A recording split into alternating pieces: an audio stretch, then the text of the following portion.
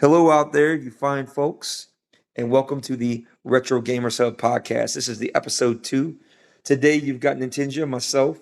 Soon you'll have some other fine folks. You'll have a ROM hacker here and there. You'll have different podcasters coming in, smaller, maybe some larger people if we can. You have different people in the gaming community. I'm pretty sure we'll be able to get some indie game developers. We love indie game developers. They are the what I think right now is the heart and soul of the video game industry, the thing that kind of the beat behind it all, because they actually have blood in their veins. They're not just cold, dead corporations, that's for sure.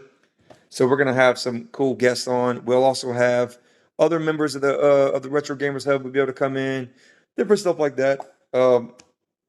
One of our mods will start coming in on some podcasts too, if not all the podcasts, which would be great. So I'll have a couple partners in crime, even though we don't commit any crimes here. Everything we do is white hat all the way. We are above board. We are, we follow the rules. We're good boys and girls. But here we go. Last week, if you tuned into the first episode of the podcast, episode 1, the inaugural kickoff, we had some discussions there that went pretty well. We talked about Fallout game series. We talked about starting, Fallout 1, Fallout 2, that beautiful retro style we used to love. There, it was just a step above the Super NES, and it was just about pushing the PC to its limit at that point.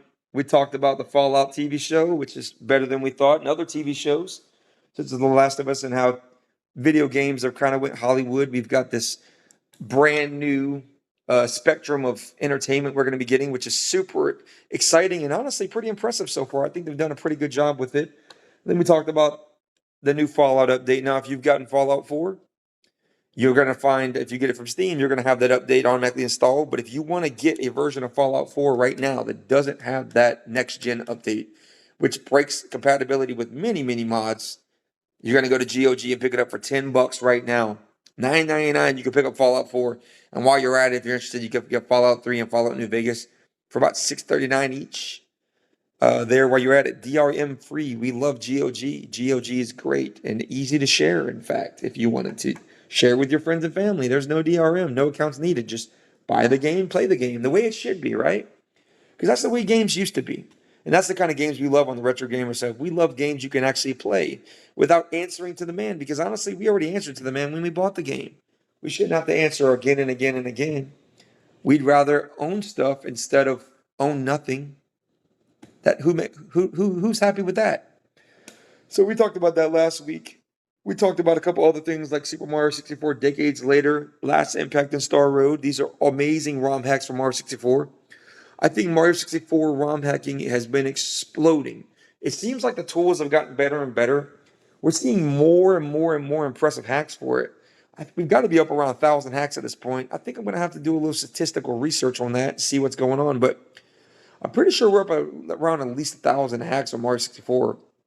You used to see Super Mario World and Sonic 2 hacking were so big. There were so many ROM hacks of them and so many interesting and creative things.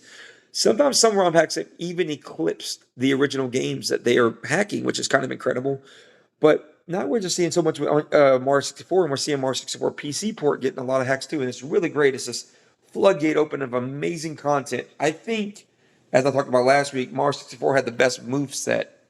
So continuing on that topic, Mario 64 with the best move set, anything that increases, your ability to use that move set and bring those tools that Mario had into the world, I think is awesome, and I'm all for it. But lots of ROM hacks here on Retro Gamers Hub. We are a big fan of ROM hacks. We're not just a big fan of games. We're a big fan of different ways to look at the game. I think a lot of times, if you look back at ROM hacks, at ROMs today, from the viewpoint of what ROMs are, obviously it's a digital game. And when the games came out, there was a lot of limitations on them. They had time limits, budgets. They had technological limitations at the time, talking about, they only had so much memory and so much cartridge space and this and that. And I think a lot of games are really great, especially for the time. The limitations kind of defined them in terms of they did all kinds of creative things to make these games run and even a possibility. If you look at games like Donkey Kong Country 2, from the research I've done on that, they went through it's a miracle they were even able to get all that audio into the game, all that beautiful music you hear right now. The process of putting it today music into a game is nothing. There's infinite space. If you want to make a game 40 gigabytes, 120 gigabytes, 200 gigabytes, it doesn't matter. Just do it. They'll download it. No big deal. But before, all we had was the cartridge or the CD. And then we were limited by compression techniques. We were limited by processor speeds. The caches within the processing ability of the hardware. There's the RAM. I mean, you had games running at like 5 kilobytes of RAM. I mean, crazy stuff like that. Like, how did they even pull this off? Well, they did because they had a love of what they were creating, and they were actually creating art at that time, and they were able to pull it off in so many ways. You think of a game like Chrono Trigger, all the stuff inside that game, and think of all the stuff that had to get cut, but yet all the content is just so beautiful. There's really no filler content there. Everything there was just great and amazing, and you just think about how much they were able to pack in these old games, and it's just kind of incredible. So here at the Retro Gamer Sub, one thing that we're really interested in is what was the original vision of these games? I think a lot of games would have been a lot more if they had the space and the time. The space and the time, and if they had the technological abilities. So some things you can do today to play your old favorite games in an amazingly updated way is to utilize emulation. So if you put the old cartridge into the Super NES, or you get, a reproduction cartridge, you're going to get that original experience, sure. But I don't feel like the original experience was always exactly what they wanted you to have. I think they were limited. Trust me, Super NES, if they could have had MSU1 CD quality uncompressed audio, they would have absolutely given it to you. But there was no way on a 2 megabyte, 4 megabyte, 6 megabyte cartridge to pull that off. ROM hackers have stepped up to bring these games up to modern standards. Guys like Brutapode or MSU1 hackers have brought in the Pixel Remaster soundtracks to Final Fantasy 4, 5, and 6, F-Zero. There's a lot of other guys, Conn, C-O-N-N. He's one of the great ROM hackers who brought a lot of different MSU1 hacks. So you in emulation can play all these amazing games like Super Star Wars Trilogy, for instance. That was by Relic, I do believe. And you can have all this CD quality audio that's more like a movie put into an old game. But not just that. That's not just where we end with it. Now we've got the ability to upscale. We've got amazing upscalers like Scale Effects, right? You can go into your emulator through RetroArch, go Scale Effects, and you get this beautifully upscaled image, and you can change it to the way you want to play the game. You want it to be super sharp. You want it to be a little bit more, blending into the background, a little bit more pastel. It's up to you. You can play these games the way you want them to be played. I think there's a great freedom to that today. So retro games are not dead. If anything, we're having a resurgence. And if anything, it's only going to get better and better. We've got the ability now with our emulators to play games that were never put into English with the English translation. Yes, that's right. You can do that in RetroArch. You have the ability to translate the screen. We're getting to the point now where I feel like it's kind of a golden age. We've got all the newest stuff that has no limitations. They can, put 100 gigabytes on a disk. They can put, 65 gigabyte download. They can patch anything, add in DLC, this and that, make these games all expansive and pretty great in a way, But at the same time, we can go back and play everything that's old like it's new again. And I just think that that's really incredible. It's a really exciting time. And if you ever had let's say that for some reason your parents were really restricted, you didn't get to play the Super NES, you didn't get to play the Sega Genesis, you didn't get to play the NES, whatever it may be. It's never too late for you to go pick these games up and play them the way you want to play them with all the modernization that we have today. Or you can play them as old style as you want. It's up to you. And that's the great thing about retro gaming is it's whatever you want it to be. And it's the barrier of entry is so much lower than it used to be. When Super NES came out to get a game, it was $60, $70 for some games. You had to import some of them, this and that. Same thing with N64. The cartridges were expensive, $60, $70. You can get a lot of games now on the Steam store for what, $5, $4, GOG, $3 on sale.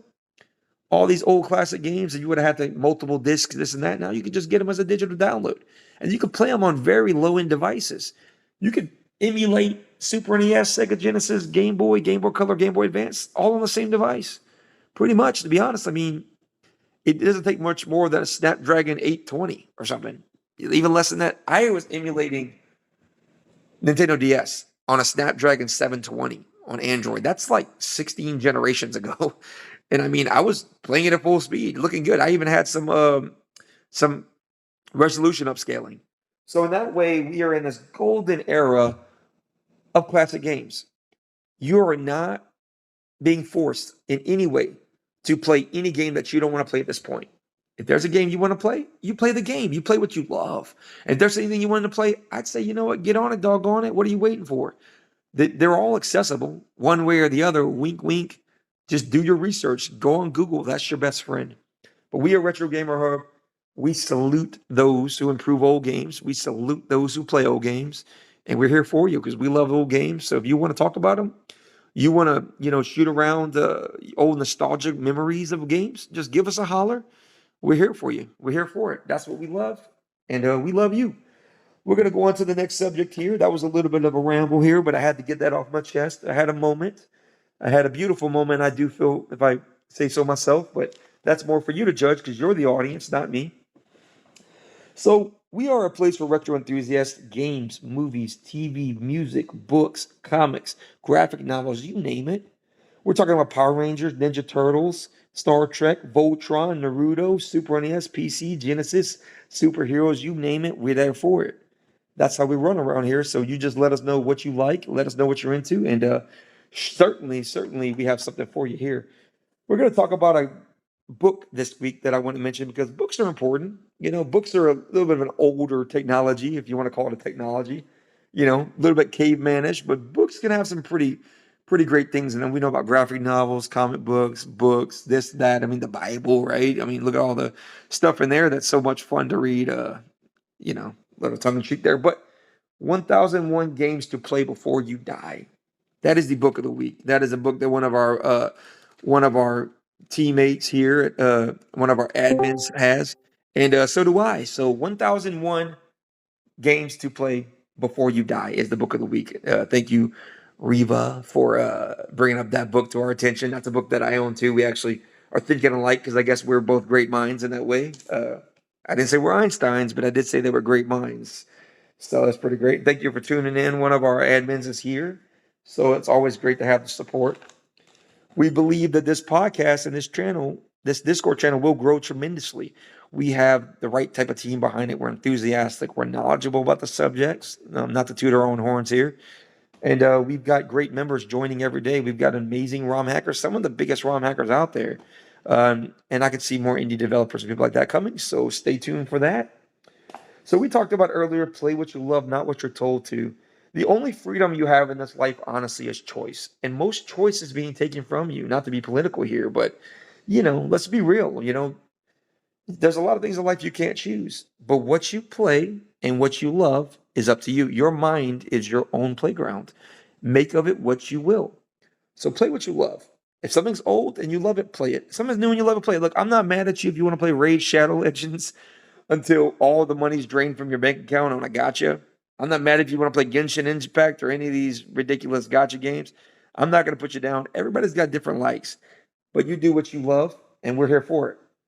I want to talk about an old show that's held up here. We're going to go back to TV land here. Lost. Remember that show? Went from 2004 to 2010. It was a great show. If you haven't seen it, what's old is new and what's new is old. You can watch it on Hulu right now. A couple of ads here and there is a small price to pay to see 6 seasons of Jack Shepard leading and kicking butt. Great example of a leader there. You've got a lot of different things in that show that have really held up. I've been watching it. I'm about season 4 right now.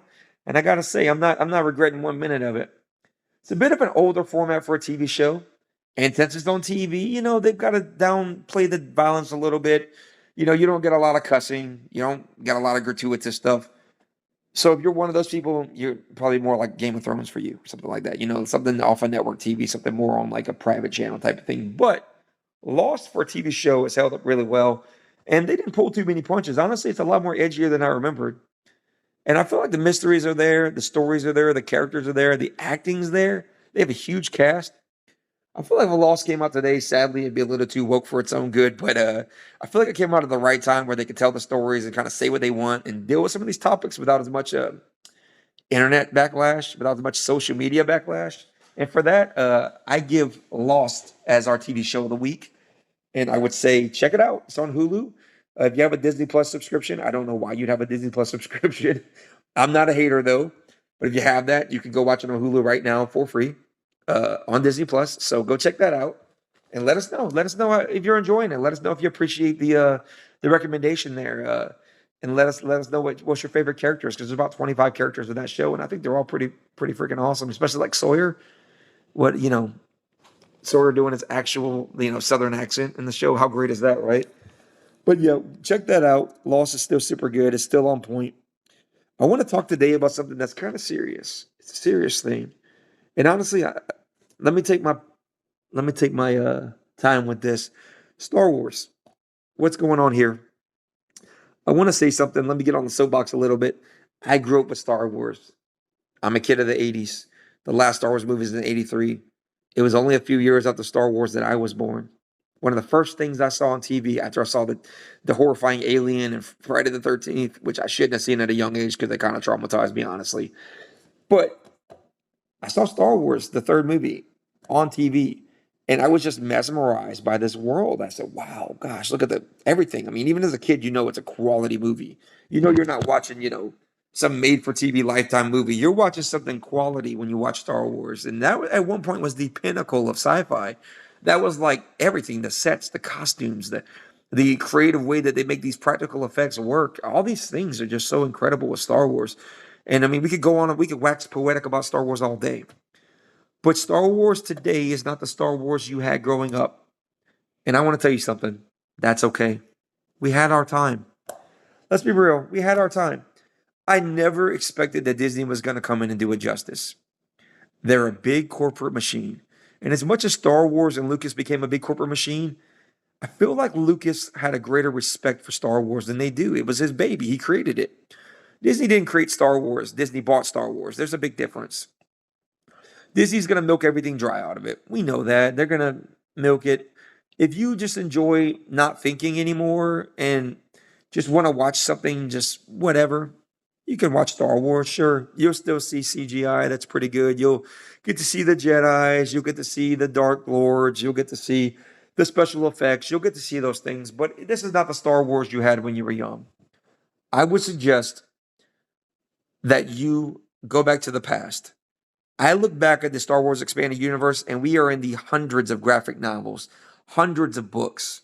We've got the Shadows of the Empire from 1996 spin-off series where we did like a book, we did a graphic novel, we did the game on the N64 and PC, we did the whole toy line of it that they expanded from the power of the Force to the Shadows of the Empire line. We created a dashing rogue Dash Rendar. We created this awesome expanded universe that's just so incredible. And this is just such a small part of everything. Such a small part of everything.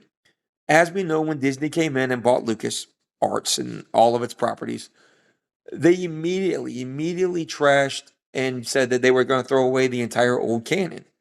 The expanded universe went to the trash. All the work of Steve Zahn, all this amazing work, all this amazing artwork, all this stuff just in the garbage. Now, this is a sad day and time for Star Wars fans because it pretty much ended our expanded universe. But I believe we had enough. I believe that those, 30 years of expanded stuff, I believe that was enough. I think that they told the story they wanted to tell. And honestly, I do watch some of the new Star Wars stuff. I watched The Mandalorian. I watched Boba Fett. I reluctantly watched some other stuff. I thought the Han Solo movie was pretty good. I watched the trilogy. I've been through some Star Wars stuff lately, but it's not the same Star Wars I grew up with. So if you love Star Wars and you don't like the new stuff, don't hate Star Wars. Go back and check out the expanded universe. You can get most of those books pretty cheap. You can get the omnibuses that collect multiple versions. You can download them from different places. I won't tell you about that, but you could. I mean, there's lots of ways to expose yourself to amazing Star Wars content. And honestly, if you haven't read it all, it's just so much good stuff. I've probably read about 30, 40 of the old books. I've read the Crimson Empire saga. I've read the Dark Forces trilogy, the Thrawn trilogy. I consider those to be the official sequels to the original movie, not the Force Awakens type of stuff. I don't consider that to be the official sequels. I consider those old books to be the official sequels. So if you're like me and you love Star Wars growing up, Star Wars is not dead. Star Wars lives on inside of your heart and inside of your mind, and it lives on inside of all of us that love Star Wars growing up. They can never take Star Wars from us. We still have thousands of books. If you haven't read them all, okay, then please don't complain that the new Star Wars sucks so bad and this and that. It doesn't matter. Go back and read the old stuff.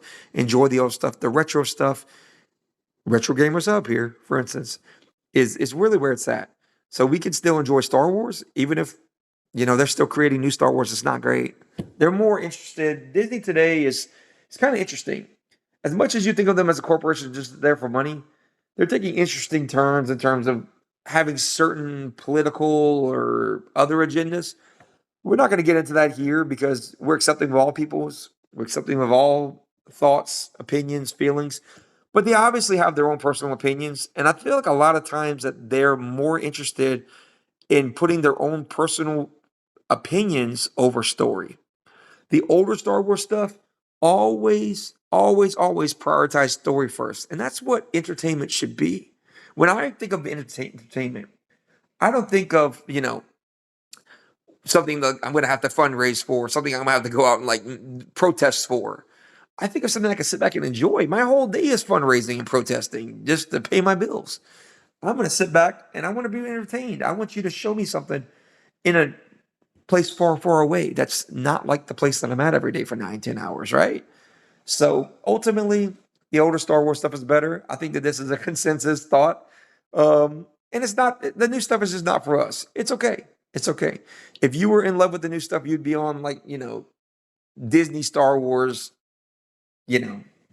type of places. You're in the Retro Gamer Hub, so you're in the right place if you love classic Star Wars. And if you want to talk to about it, anybody about it, if you love it, shoot me a message, and we can talk about it all day. I love old Star Wars. So the Star Wars you love is dead. Long live Star Wars in your heart. I also want to talk about Marvel real quick. Marvel is great. There's lots of comics, lots of amazing old stuff. Marvel didn't die. It just got reformatted into a cinematic universe. I can't be mad at them. They made lots of money. I can't say that those superhero movies are going to keep making the money they did. It'd be great if they, were, but we'll see. They've kind of had some stumbles lately, Marvel. We've had some stuff like Quantum Mania. And honestly, I don't hate the new stuff. I don't hate the new movies. I just kind of feel like we had almost 20 movies to lead up to Endgame. And while you can nitpick here and there, some design choices, this and that, more or less they had a great cast. They had great special effects. And they really did a lot with it. I just feel like when Endgame came, it was kind of the marking of the end of a chapter. And everything then's been kind of disjointed. I just think it's going to be hard to outdo Endgame. I'm going to be real. And, we had kind of building up this Kang Dynasty type of thing, which was pretty neat. They had this, Jonathan Majors is a good actor. He's a great actor, despite his, personal life, which is his own personal life. I'm not going to get into that. But now they're going to kill the Kang storyline. It seems like they're going to go to Doctor Doom. That's cool and all. I think that we're really invested in the original Marvel, Disney Marvel saga. And we got to that conclusion. I think they gave us a satisfying conclusion, Thanos' death and them going back and correcting the timeline, this and that. And I feel like honestly they gave us enough there. Everything from here on out, I'm looking at as entertainment. I don't know how you guys are looking at it. I don't know how they're going to unify this. I know I've seen the book on Marvel with the timeline and everything like that coming up. Hopefully, we see some really good stuff coming up. I think there's been some great moments like Guardians of the Galaxy 3. I thought was really good. I enjoyed the heck out of that movie. I've enjoyed the Thors. People complaining about Thor. Thors have been extremely entertaining. I haven't seen a bad Thor yet. So I don't know what other people are watching, but I haven't seen a bad Thor, that's for sure. But in the same way with Disney, if you don't like it with LucasArts, the new Star Wars, if you don't like the new stuff with Marvel, you have 22 movies you can go back and watch. If you haven't watched the entire Agents of S.H.I.E.L.D., the Daredevil, the Punisher Netflix things, go back and watch them. They're super good. Everything they've made is honestly pretty entertaining and pretty good. And it's the type of stuff that you can kind of just not think about. Now, the newer stuff has become more political. We know that. They've kind of gone into this, they want to kind of push their own personal opinions and agendas and all this stuff. I get it. Sadly, they're going to go woke and go broke, probably. It happens. But, ultimately, I just want to be entertained. I think we all just want to be entertained. There's two ways to look at entertainment, honestly. You can either entertain me with something that's dumb and it's just fun to watch, or you can just give me something that makes me think, but in a way that's like, wow, I need to think about it like Fight Club or like Sixth Sense. Like, what's really going on in the story? This junk is crazy. I'm having to kind of figure it out Sherlock Holmes style. That's the way I'd want to think. You know what I'm saying? Ultimately. So if you love this this new Marvel thing and you love this new Disney thing, great, watch the movies. But you can always come in and talk with us about it, and we'd love to speak to you about it and pass around some thoughts on it. I got a game right now that think you guys need to jump off and get. Super good. I'm gonna give you all a pro tip. If you go to CD Keys right now, look up a game called Tiny Kin. It's a lot like Pikmin. It's on Steam. It's only on Steam as far as I know. And it's a lot like Pikmin. It's a cute little game. It's $2. I bought it yesterday. I'm always picking up great deals on CD Keys. I'm always picking up great deals on G2A. So a little pro tip there. If you're looking for a nice little fun game that's got like a cooperative teamwork type of thing, Tinykin is a great one. So we're going to go into the one last subject here for the day, and then we're going to conclude this thing with a bang here. I want to talk about a Nintendo multiverse that's forming. Yes, a Nintendo multiverse. And now you understand why I brought up Disney. The old Disney you love, Aladdin, Lion King, Pinocchio, all that stuff, is gone to the digital age. They're more or less gone, just a massive conglomerate. Nintendo itself is also a big corporation. We know that. They're ready to crush every fan project out there. They're ready to cease and desist everybody. Their Nintendo ninjas are always watching from the shadows. We get that. It's a love-hate relationship with Nintendo. But let's be real honest here. They've got some great freaking characters. Great characters. They've got a great multiversal cast of characters. And now we're going into the place, we talked about last week that they made a great movie, the Super Mario movie. We talked about how, they're going to have another movie coming. I think it's 2025 or 6. No, 2026. Seems like it's going to be a direct sequel. What do I want to see here? What does Nintendo want to see here? Well, I want to see more characters come in this time. We saw the Mario Brothers originally. I got a feeling we're going to keep it kind of tight to the belt on the next one. I want to see other people cross over a la Super Smash Brothers. But not to disappoint you, it's not going to happen. And I'll tell you why. We're already working on a Legend of Zelda live action movie. Unless we do a Roger Rabbit, Looney Tunes style, Space Jam style thing here, I can't see the live action Legend of Zelda crossing over with the Super Mario. Smash Brothers, of course, is known. Look at the original Smash Brothers cast. You had some very specific guys. Yeah, Kirby. So that's the Kirby's Dream Land thing covered. You had Metroid. That's Samus, right? From Metroid. You had Mario, Luigi, Donkey Kong, the usual suspect, but you had Link in there. I don't think we're going to get quite the crossover we would love, right? I don't think we're going to get like the Avengers style crossover as much as we think. I think we're going to have more focused movies. I think that Zelda might end up becoming a trilogy. The Legend of Zelda might become a trilogy, a live action trilogy. And I hope they get that right, for God's sakes. But I got a feeling that they will. I've got a feeling that it will definitely be very watchable. I think the second Super Mario movie will come out. I do think that there's going to be a Donkey Kong movie, maybe a crossover into it. But I don't know if we're going to get Metroid type of crossover with Samus. I don't know if we're going to get an Animal Crossing crossover. I don't know if we're going to get a Pokemon crossover. I don't know if we're going to get all that now, honestly. I'm not seeing it. I think they're going to focus down. I think we might get more like each individual franchise kind of doing their own thing. Like if we get a Metroid movie, a Samus movie, maybe it'd be like a super high quality CGI. Or maybe it'd be like a live action itself, right? Some live action blockbuster. I think that would be incredible. But I don't think we're going to get quite the Nintendoverse we think we're going to get. And that's kind of disappointing to me. I was kind of hoping we'd have like a Smash Brothers Ultimate style, like, the light and the darkness versus them type of thing, them all banding together. I just think that's a Smash Brothers thing. I don't think that's going to be a Nintendo multiverse movie type of thing. But, they can prove me wrong. I hope they prove me wrong. And I hope they keep making great movies. Right now, a little heads up, the Knuckles series is out on Netflix. I've checked reviews on it. It's got average reviews. If you love Sonic, you're probably going to watch it. But as far as I've seen so far, in terms of the reviewers at least, they're not giving it super high marks. They're just saying it's, decent. I think I'm going to watch it, and I'll report back to you guys in the future, tell you what I think about it, my personal opinion on it, since I just heard about it and it just came out. But just a little thing, if you want to check out some new TV, Knuckles is streaming on Netflix apparently right now. So I hope you guys enjoy that. A little homework for the week. Each person that listens to the podcast, go and find a ROM hacker if you want to support the community and adopt them. They got lots of great ROM hackers. Yield Lorebringer here on our channel, for instance, is making ROM hacks. He can use the support. Him and X Jax are working on a ROM hack right now for Final Fantasy V together. Kind of a dream team matchup there. I'm not sure I'm saying it exactly. XJ for CKS. X Jax, great dude. I've talked to him a bunch.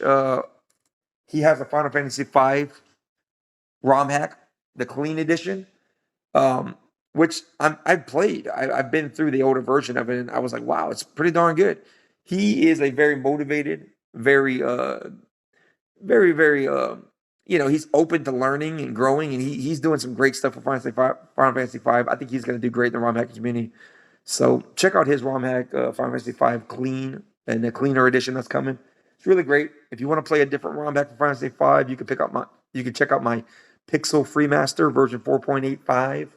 That's I guess that's like my crown jewel thing I've created. I put a lot of time and love into that. So if you love Final Fantasy V, that's a good way to play it. Hope you guys tune in next week. We're gonna have a great show for you. We're gonna be preparing for that show this week, and have fun in the servers. If you need anything, let one of the mods know. Let us know how you feel about stuff, and check it all out. We hope to see you guys next week. Everybody have yourself a great week, and thanks for tuning in to the Retro Gamers Hub podcast, episode 2. See you in episode 3.